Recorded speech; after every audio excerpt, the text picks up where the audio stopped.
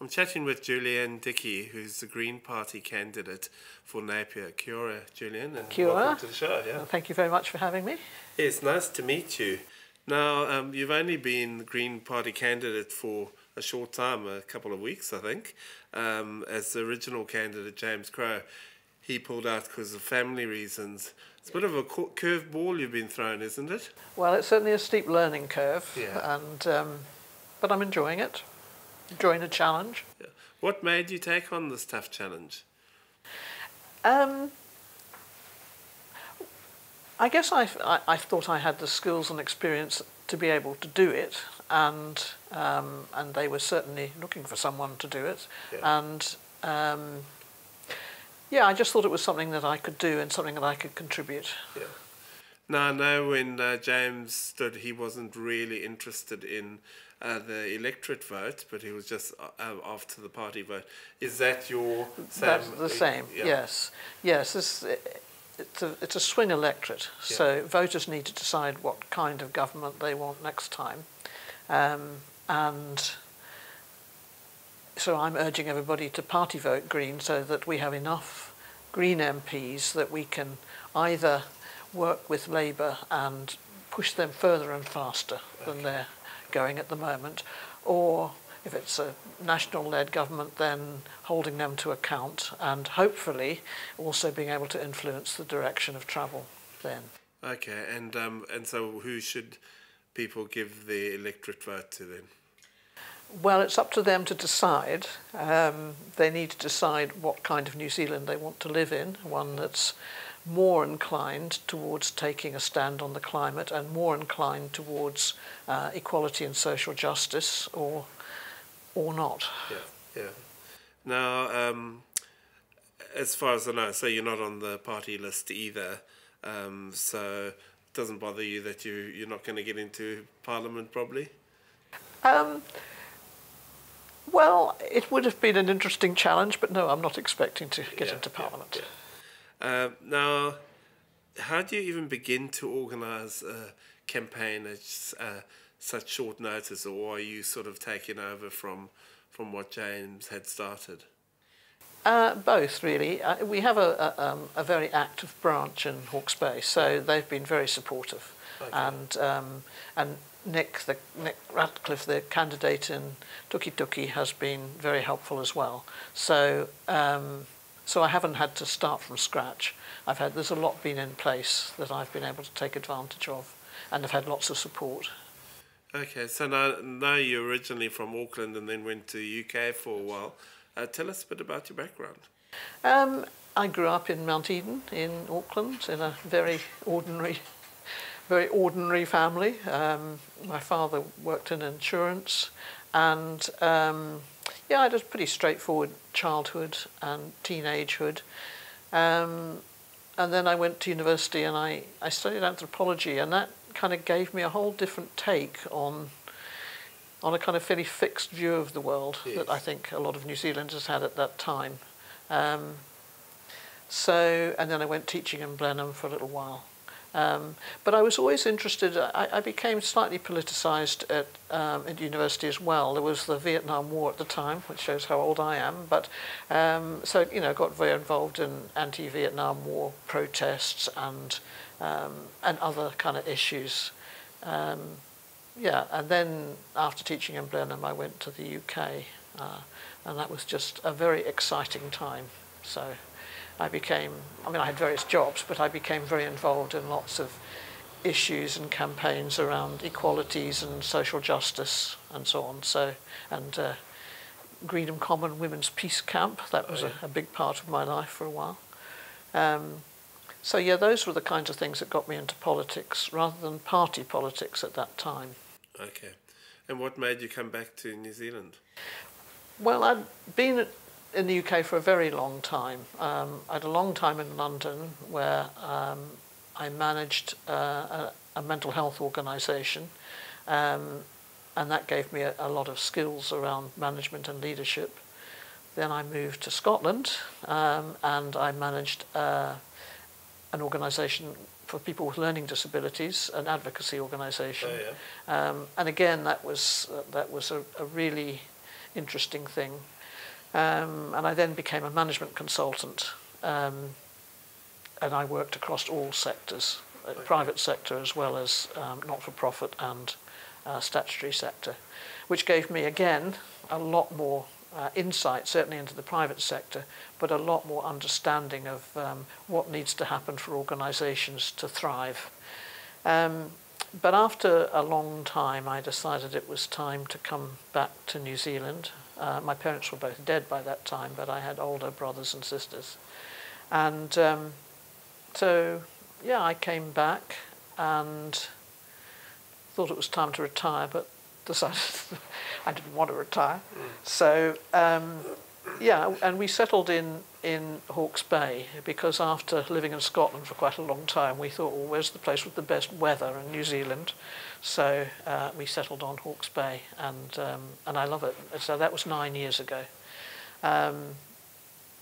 Anyway, I, as I said, being retired didn't really suit me, so I just had a complete change of direction and went to EIT and spent 5 years doing an art degree.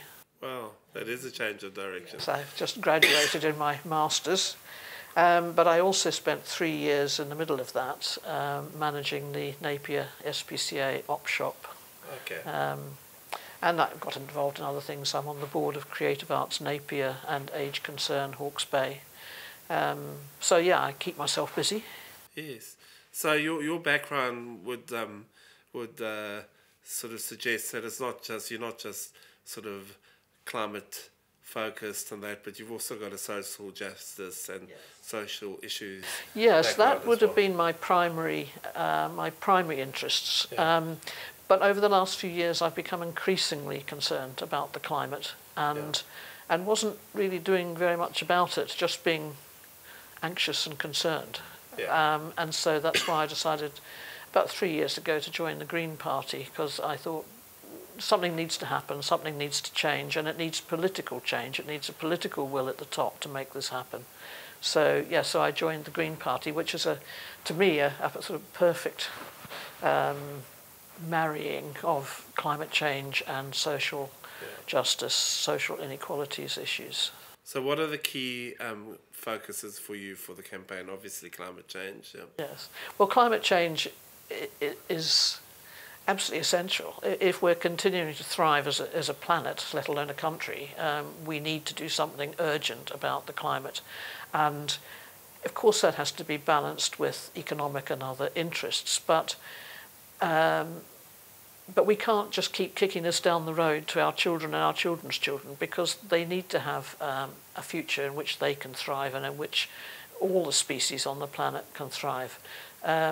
We see it all around us, the whole world, you know, fires and floods, and we've had plenty of that with Cyclone Gabrielle and other kind of harsh weather events, and that's only going to increase. So we're not immune to that in New Zealand. We're certainly not immune to that in Hawke's Bay.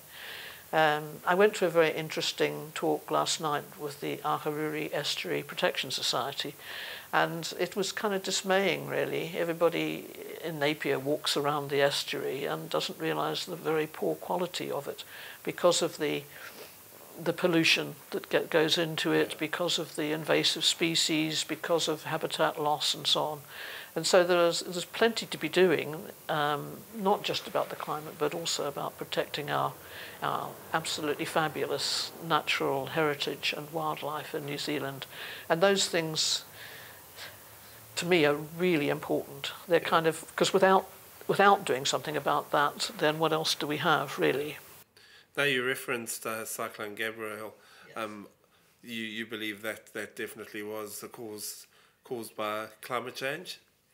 Well, there's always been cyclones, but the scale of this and the frequency with which these almost catastrophic weather events are happening all around the world, including now in New Zealand, I can only trust what 99% of the world's climate scientists say, and they tell me that this is about man-made change, and I believe it's true. Yeah. So yes. How do you think the government and councils have handled the response? Well, considering the scale of the problem and considering, that resources are not finite, I think the local council and local communities, I might add, did a really good job. I mean, of course, there's always things that could be done better in hindsight, but given the scale of the problem, I think that they've really done pretty well. But we need to be focusing far more for the future on adaptation and resilience than we have been.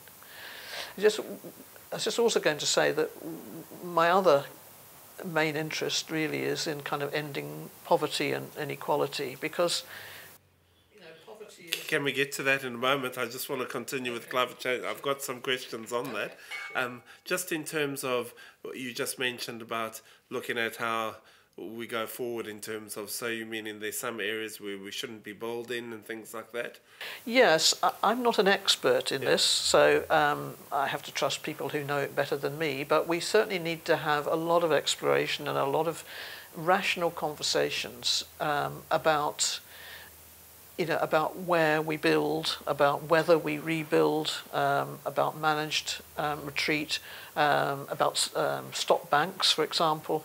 There's a whole load of things that need to be discussed and need to be thought through really carefully, and not knee-jerk reactions.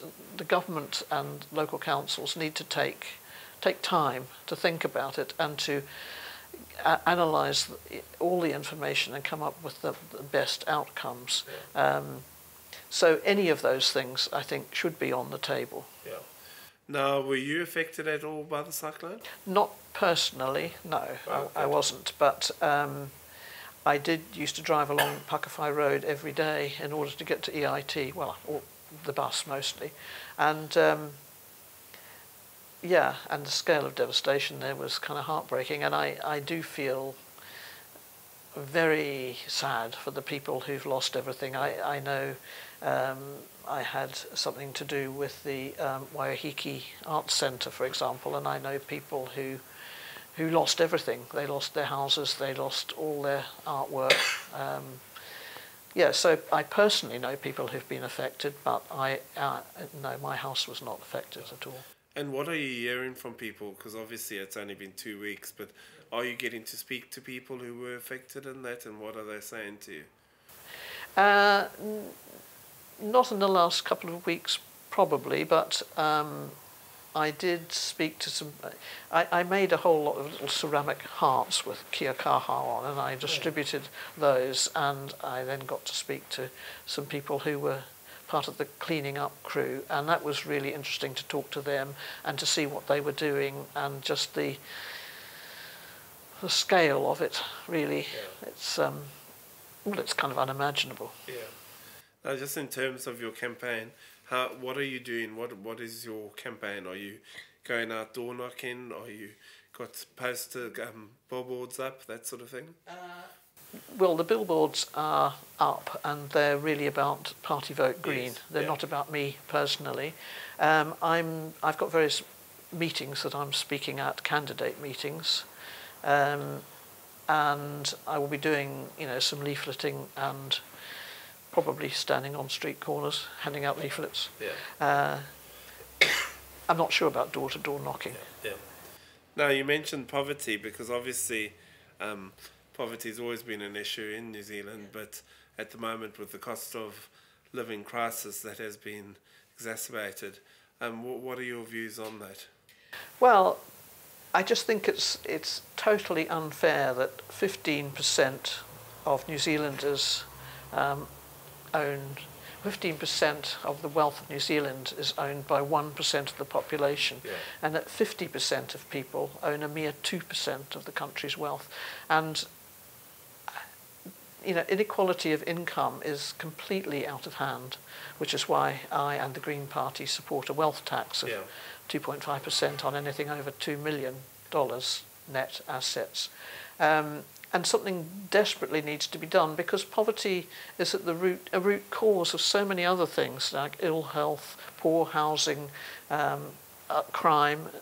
Poverty is a major driver of crime. So the Green Party is very keen that we get to the root causes of these things rather than simply dealing with the symptoms of them. And so poverty initiatives that the Green Party would take are, I think, key. I mean, I could tell you what some of those are if you... Yeah. Well, there's the income guarantee of $385 a week with more for solo parents. There's the family tax credit. There's guaranteed for people who can't work for illness or disability reasons of 80% of the full-time minimum wage per week. There's things like rent controls, so limiting rent increases to 3% a year, building more kāinga ora houses, requiring all rental properties to have an annual warrant of fitness to make sure that they're warm and safe and healthy.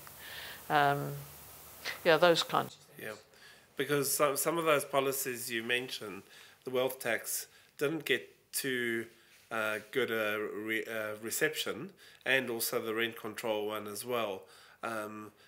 Some say with the wealth tax is that, I mean, 2 million for many people who own houses in Auckland, that sort of drops the level of who's actually wealthy by quite a bit. Well, it does, but opinion polls of the public show that 68% of people supported, well, the last opinion poll, 68% of New Zealanders supported a wealth tax. So I understand that there's some people who don't support it, but majority of New Zealanders, who of course occupy this 50% who own such a tiny proportion of the wealth, do support it.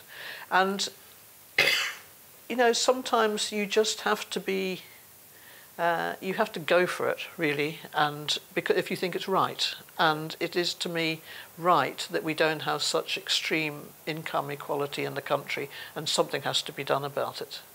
A more progressive tax system also helps. Yeah.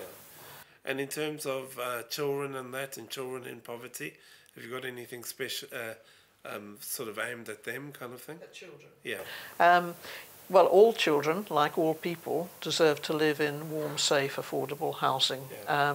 So a lot of the initiatives we have would benefit children, but there are some policies specifically around children, mostly in education. But yes, they will benefit from the increases in family tax credit and the additional income support for every child. So that should lift children out of poverty. So, the Green Party is often seen as a sort of to the left and left-leaning sort of party and that. How do you translate your policies and that and make them more sort of acceptable and that to middle New Zealand? Well, I think it can be hard for people to get their head around climate change, but I think that, again, surveys show that people are increasingly, all people across the spectrum are increasingly concerned about climate change, and Cyclone Gabrielle certainly did focus people's attention on it. Young people particularly are also getting, because it's their future after all. And it's not a left-wing issue, shouldn't be seen as a left-wing issue, although I know it kind of gets branded as that and lumped together with a whole lot of other things. But we're talking about the future of the environment here. We're talking about the future of the planet, and that should concern everybody. And even people who are conservatives, if you like, should be interested in conserving. That's what being a conservative is. And if that's conserving the environment and conserving the climate, then that should be of deep concern to them. And I think that is a message that should go right across the political spectrum. I mean, obviously there's going to be a small group of people who are climate change deniers, but and they probably won't ever be convinced. Yeah. But fortunately they're a very small proportion of the population. Yeah. Well, some people say that, even as you say, conservative people do feel strongly about the climate, and some believe climate change and that, but they feel that sometimes the Green Party's policies on social issues make them not want to vote for the Green Party, whereas if it was just a climate-focused party, they would vote for them. Yeah. What's your view on that? Well, you can't be a government, a single issue government. No. You might as well vote legalise cannabis party or something. You can't just have a single issue. You have to have policies right across the spectrum in order to be a responsible governing party. And so, but it's also an issue of just, one of the issues about climate change is about climate justice. Poor people are going to be disproportionately affected by climate change, not just in New Zealand, but right across the world. So you need to be addressing those issues as well. You can't just say, rich people will find a way to deal with climate change, whether that involves going and living up a mountain or whatever, that they will figure out a way of surviving it. It's poorer people and middle-income people who will suffer most from climate change. So that immediately brings into question those kind of social equality issues. Yeah. So do you think generally there is more of an understanding in the last, say, 10 years or that about climate change issues? I think so. I mean, I look at the newspapers every day, and every day there's more in there than has been before. There's more discussion of it and more awareness of it. Yes, I think that's true. Now, obviously, the Labour-led government has gone through a whole lot of cuts on that, and some of the cuts have been in your co-leader James Shaw's ministry and that, which could affect climate change programs and that. How do you feel about that? Well, I think it's unfortunate, and I really do think that that needed to be thought through more. It just goes to show that you need a large group of Green MPs in order to force the government, really, whichever government it is, to force the government to think these things, to be a pressure group within the government or outside the government to put these things on the agenda. Yeah. Now, they're talking about the two options are government, a coalition of fear or a coalition of chaos. And why is it important, do you think, for people to vote Green in terms of what government could get in the future? Well, I have to smile when you talk about the coalition of chaos, because it's something that the National Party dreamt up, and they bandy it about at every available opportunity, despite the fact that Labour and the Greens have worked very well together, generally speaking, over the last 6 years. It's just something that sounds good, isn't it? And if you throw these things out often enough, people will believe them, so that's what they're doing at the moment. But some may say that the Green Party's internal politics can be pretty chaotic at times. There have been one or two instances of that, but generally speaking, that's actually not the case. Generally speaking, people are on the same page, they're committed to the same ends, they have the same values, and if you wanted to be a career politician, you might not join the Green Party, you'd probably join one of the others. They join the Green Party because they're deeply committed to the things that they're talking about. And given other parties' history and reputation on this, I don't think people can throw too much mud at the Greens. Yeah.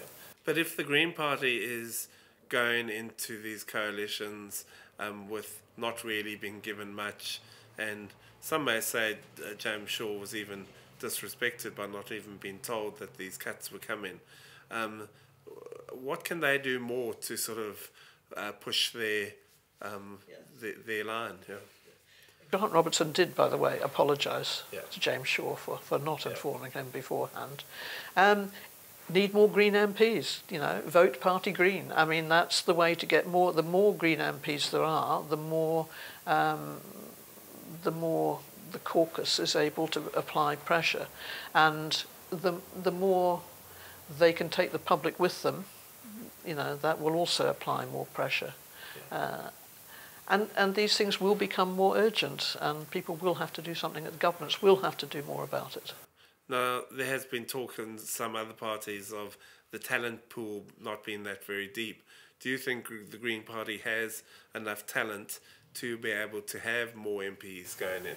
Oh, absolutely. I've been studying the profiles of the listed candidates, and it's an extraordinary bunch of people. From people with senior management experience, business experience, agricultural experience, health sector.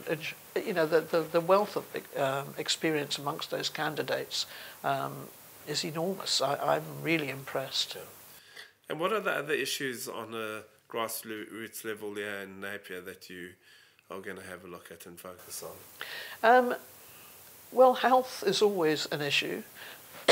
It's a long-term goal of the Green Party that all health services are free, which of course is what I was used to in the UK. So it is possible, but that's a long-term thing. At the moment, of course, it's the free dental care that's the next term. Yeah. One of the issues specifically to Napier is the lack of 24/7 emergency cover. I mean, there is one 24/7 facility, but there's no doctors after 9 o'clock. Yeah. And that's not good enough, really. You know, you have to go through to Hastings, yeah. Yes, Yeah. the Green Party is committed to, you know, to local accessible services. The lack of a 24/7 police station, I know, is another issue. There's no specific Green Party policy on that, I might add, but you know, the Green Party always supports local initiatives wherever possible, and community policing certainly comes into that. Now, both the major parties have expressed support for a 4-lane highway, motorway, expressway. What's your view on that? Well, I have mixed opinions on that because I understand why people might want it, but I think that the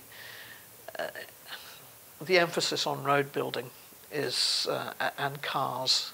You know, we have to stop our addiction to cars, but I also understand that public transport is not good enough, really, and that you know that may be the only option at the moment. Yeah. But it seems unfortunate that we've got to the stage where we just have to build more and more and more roads.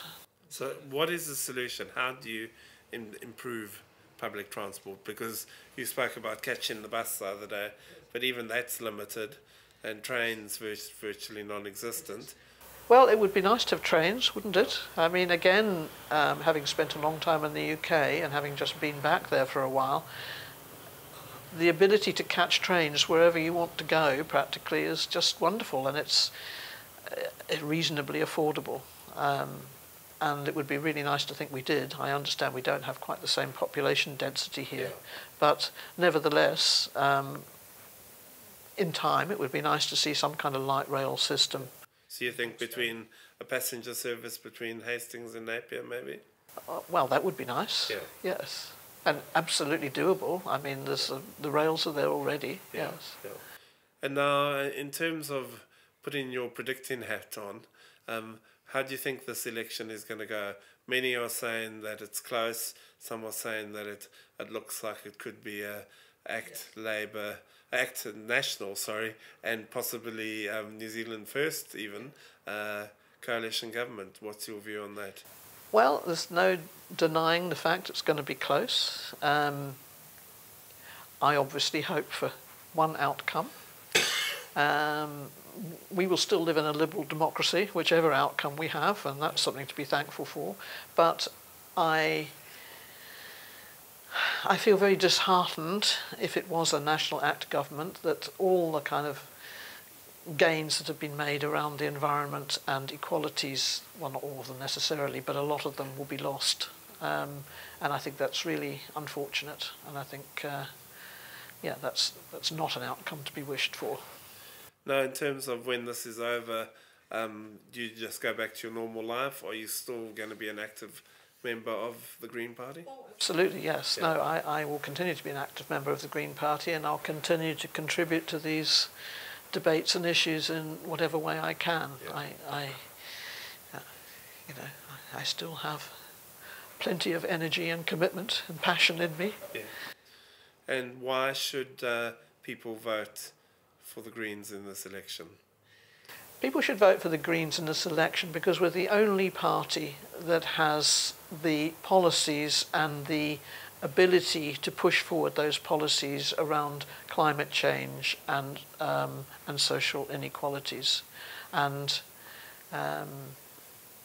because there needs to be a party in government that will hold the government to account and to influence them in that direction of travel. Julienne, Dickey, thank you so much for your time. Thank you and very all much the for best having for me. the elections. Thank you. Thank you.